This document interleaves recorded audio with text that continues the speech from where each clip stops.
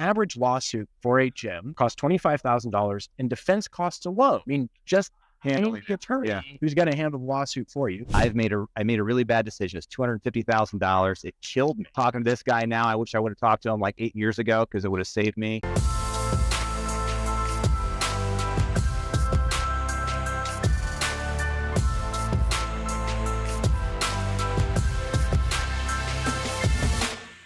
Welcome back to Sweat Success Podcast. I've got a freaking awesome podcast today.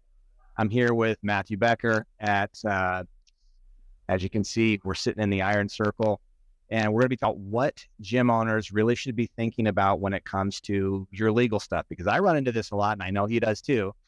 And sometimes you feel like maybe you don't know if you're making the right decision. And I know for myself, I made a really bad decision. It's $250,000. It killed me. And it was just because I didn't take the right action steps to talk to the right people.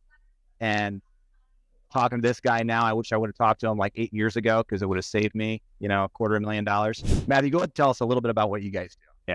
Yeah. Thanks, Michael. So Gym Owners PLLC is essentially in-house counsel for gym owners. Now, gym owners, you're like, well, what's in-house counsel? Mm-hmm. So we work with gym owners on all matter of law and compliance and everything else up to the point of trying to prevent them from getting sued or running into legal problems or having somebody challenge one of their contracts.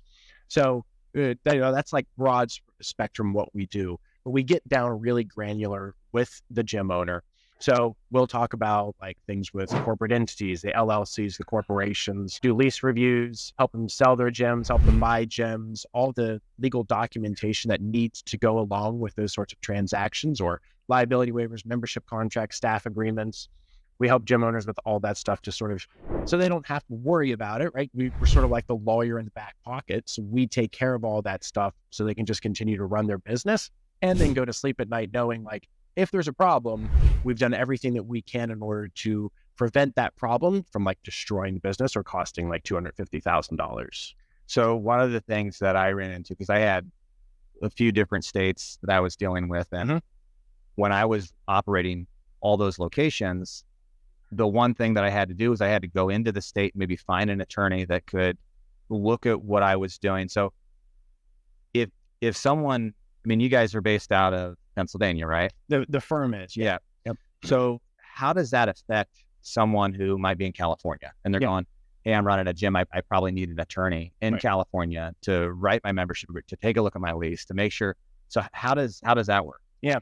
So one of the reasons we exist is to try to avoid the gym owner from having to like, who do I find who is local, who actually knows like anything about the gym business, who isn't stuck in court all day, every day, who's actually going to return my phone call or send me back an email, who's going to answer my questions and takes the time to do that. So that's, a large part of what we're trying to do is be able to give gym owners a resource from across the US. It limits our services, unfortunately, because we can't represent clients in all 50 states if we're not licensed to practice in all 50 states. And that's why I say like we're in-house counsel, compliance consulting attorneys for gym owners. So we do three primary things. We educate, which is, how's California different than Alabama, different than Texas, Florida, and Pennsylvania, right? They need to know what laws impact the gym generally, and then really based on where they're located as well. The second thing we do is consulting in its truest form. Alabama just passed a new employment law issue for who gets overtime. So we need to talk with gym owners in Alabama so they know if your coach is working more than 40 hours a week, you may or may not have to pay them overtime now. All right. That's just, we do the research. We tell them what they need to know. We make sure they're compliant with those laws. And then the third service is the contract drafting, all the documentation that gym owners either need or should already have in play at their gyms. We help them put those documents together. If they get to the point where it's like, I got sued, I need an attorney, we have to step back. We'll help facilitate like the conversations with the local guys so that, I talk legal, I talk gym, so I can kind of be the liaison between the two. But at that point that they need an attorney because of litigation and they need represented, we step back, and that's why we're just consultants. You've had a gym yourself too, right? Yeah, I was an 11-year gym owner. Yeah, just recently sold it actually this year. Okay. So you get the space. You understand like the complications of what might happen and maybe someone getting injured. I think I've been sued maybe 3 times. One was when I was actually on my honeymoon. Oh no. And I got sued, and the guy was claiming I beat him up in the parking lot. He didn't know me, and apparently I did this while I was on my honeymoon. Yeah. So, it didn't stick, but either way, the reality was it took legal counsel to go through this. And at the time, I didn't really have the right people in place to make sure that I was protected. Luckily, I had insurance, and I was advised, hey, just go talk to your insurance company and take care of that. So I think there's a lot of things that could potentially put a gym owner in a risky position. Like I had a lady that fell. Yeah. She had done this multiple times. Like if you looked up her record, she's sued a lot of people. Yep. So it's just kind of like one of her things that she would do.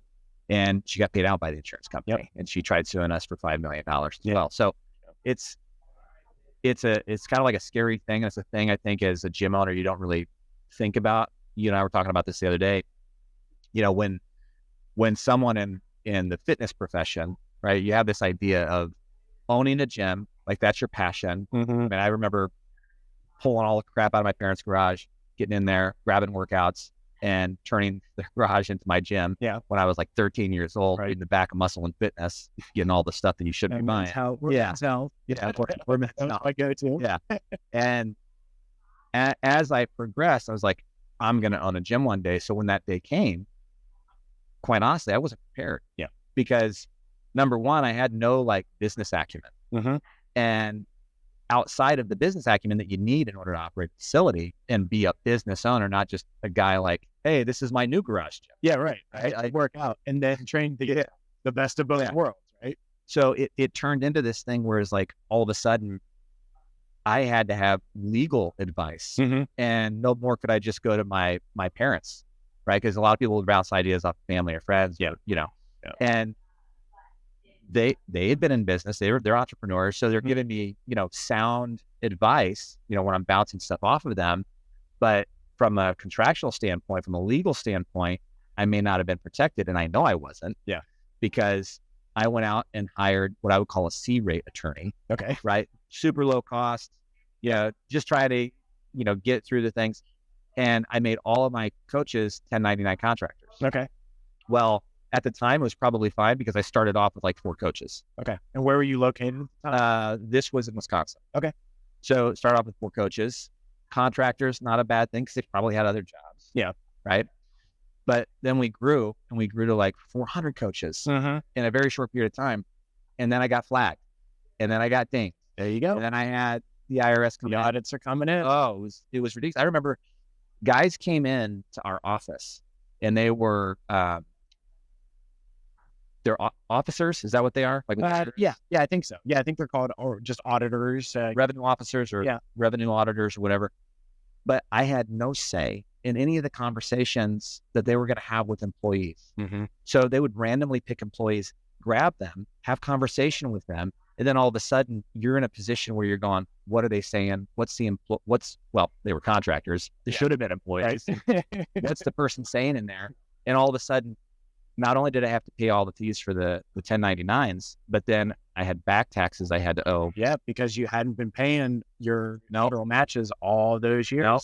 The IRS wants their money. And it killed me. Yeah. I mean, it killed me. I got a strong lesson on how to have conversations with the IRS and wait on phone lines for like 10 hours. Yeah. A trick. If you're going to talk to the IRS and you're on the East Coast, call the IRS office in Hawaii. And you'll be in good shape. So, how do you manage that conversation with gym owners? Because like going into it, employment law is huge. Yeah. So, I mean, you're covering a vast gamut of information that you have to counsel them on. Right. Not just employment law, but also, general liability, contract law, commercial real estate law, corporate entity law, mergers and acquisitions. Yeah. So the big message that we try to deliver to gym owners, and it's tough, is you need us before you need an attorney locally. And that's like it's one of those we're important, but we're not urgent. So like everybody's like, oh, well, I'm not in any immediate need of an attorney. So, I'll call you next week or whatever, or I'll call you next month. And unfortunately, like I get that sentiment, but it's the wrong sentiment to have. So, I'll explain it this way, like 80% of the law is reactive. You don't hire a personal injury attorney until you get injured. You don't hire a criminal defense attorney until you're accused of a crime. It's all reactive. So it's the thought process that people have. Right. Because that's the way that we think about the law as like consumers or as citizens. But as business owners, like look at big companies, they have massive legal teams and in-house counsel because they're trying to avoid the reactive nature of the law by being proactive with making sure that contracts are read and written properly, making sure they're in constant compliance with changing laws all the time. And that's what we try to tell gym owners is when you need us, like quote unquote need us because there's a problem, it's too late. When the gym member goes down with a heart attack and you're like, Happened, by the way. it happened to me. Yeah. In my gym, middle of Murph, the guy goes down with a heart attack, massive coronary. And all of a sudden you go, is my waiver okay? Like that's the wrong time to worry about that kind of compliance stuff.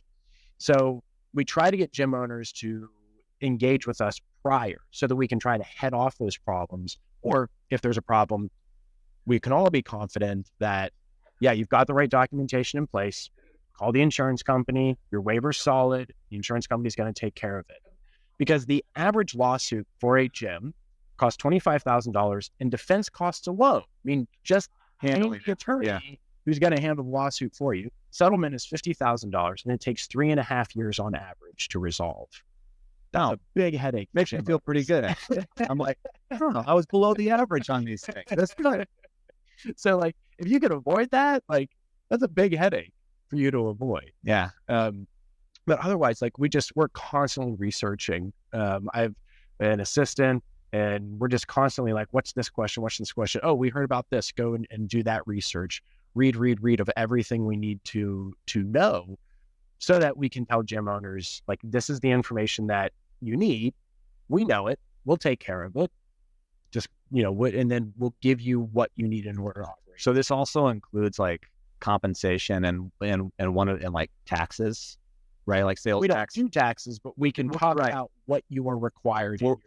Exactly. Yep. So for example, some states require to pay taxes on memberships, but not on personal training. And other states require taxes on both. Some states don't require tax at all. Any of them. Right. And I think that's also important because a lot of gym owners, they might not even know that information and they're not either planning for it or, they've already gone down a rabbit hole and they've started charging their customers, let's say $70 a session for personal training, and they were never saving for that tax day. Yep.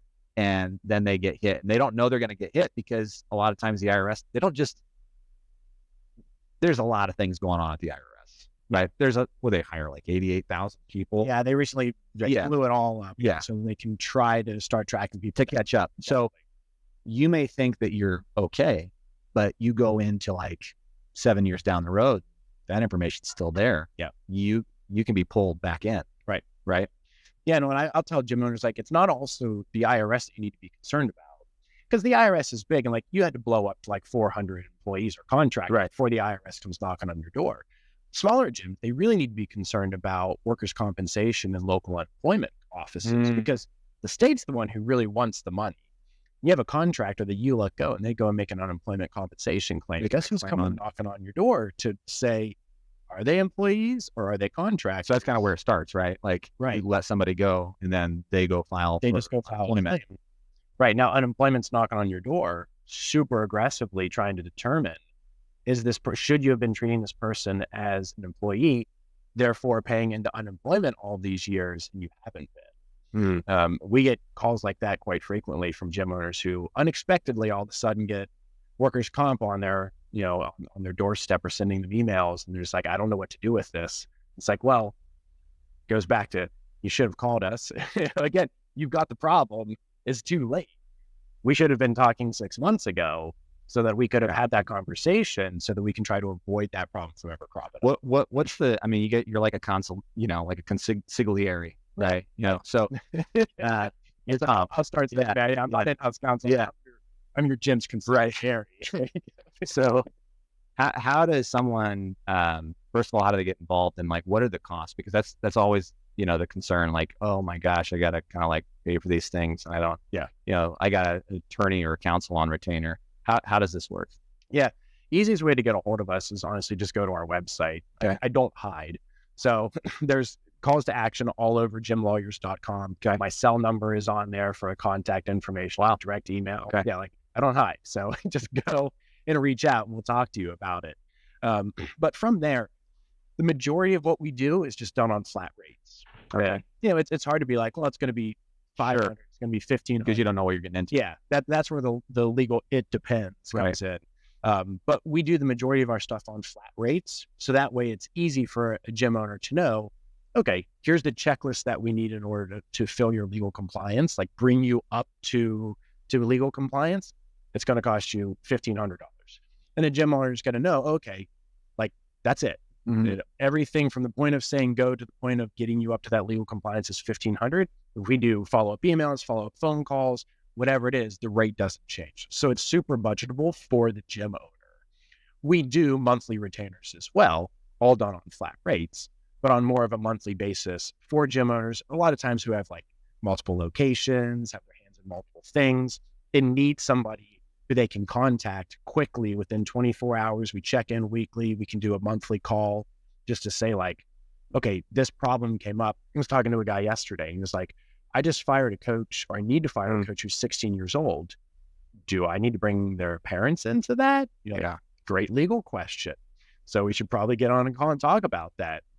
So the majority is just done on flat rates, one-off services, figuring out what you need. We do have more traditional, like monthly retainer sorts of services as well. Okay. Nothing is hourly based. Nothing is like, I'm going to work 10 hours and then send you a bill and tell you how much you owe me. Yeah. And if you go over like 15 seconds in one of the minutes, it's another, the 30 minutes or an hour worth of charge. No, it's like a 45-minute call. If we talk for an hour, it's still free. Okay. It's all right. Good. We're not going to bill you for our time. I don't like keeping track of my time. I don't like billing for my time. Yeah. It's flat rates. I'll do the work. Good. So you guys have heard it here. Gym lawyers, honestly, I don't think there's another group in the industry that's doing anything like this. So it was refreshing to see that you guys were here and you guys are promoting your business, because I think that's an area that really needs to be filled. It's a huge void there.